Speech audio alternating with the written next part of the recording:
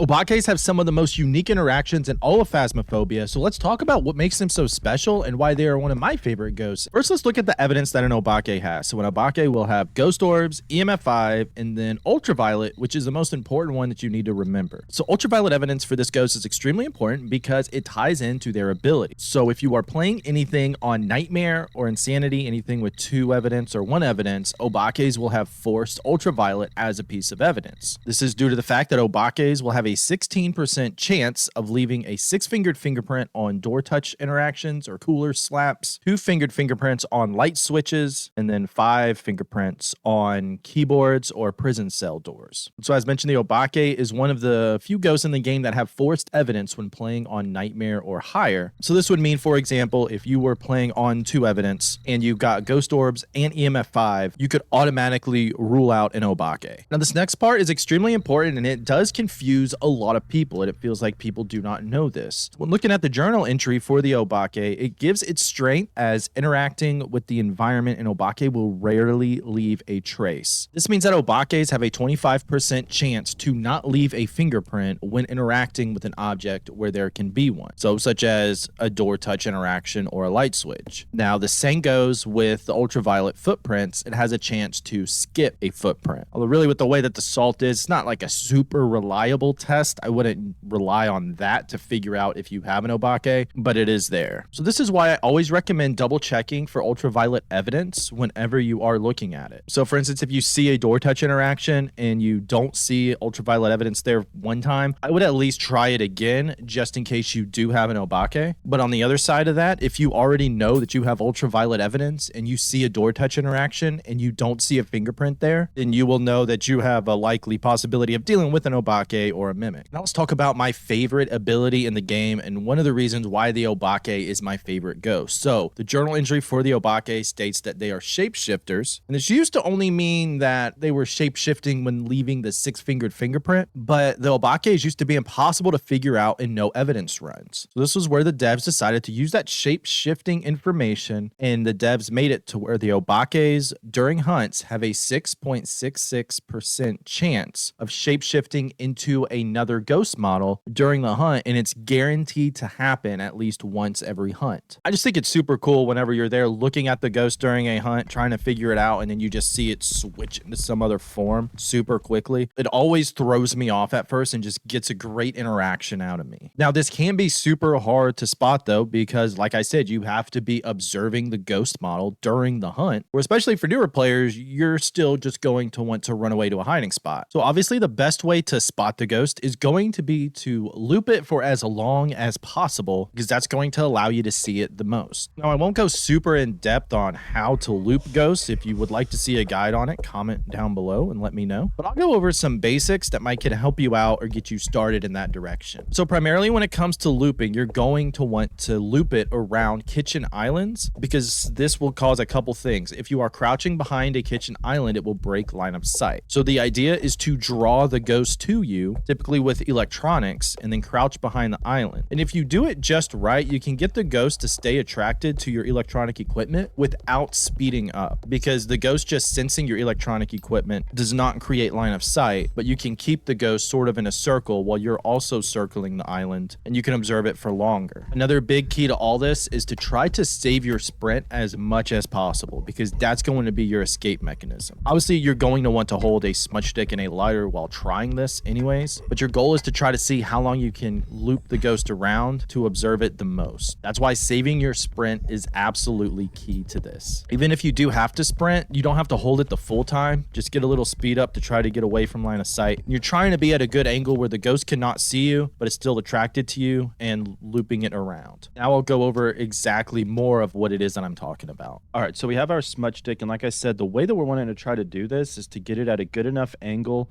where the ghost won't have line of sight, but we're attracting it with our flashlight. Because if you can crouch here and keep it at enough of an angle, the ghost can't spot you, but will be attracted to you with your electronics, and you're not going to have to use your sprint much at all. And that's our goal, is to try to use as little sprint as possible, then just keep on looping it around as it happens. and just keep looking at it. And so it is hard to look at everything and take it all in at the same time. All right, so here we go. At least we got a good ghost here. So again, we're going to speed up so we can get a little bit of ways from it. And you want to make sure it's not double backing. Again, see, he's not increasing line of sight with us, but he's still attracted to our electronics. Still attracted to our electronics. We're not sprinting, and we're looping it around. And I thought he might have doubled back there. That's the only thing that you have to be careful of, because he's going to get a little bit faster now.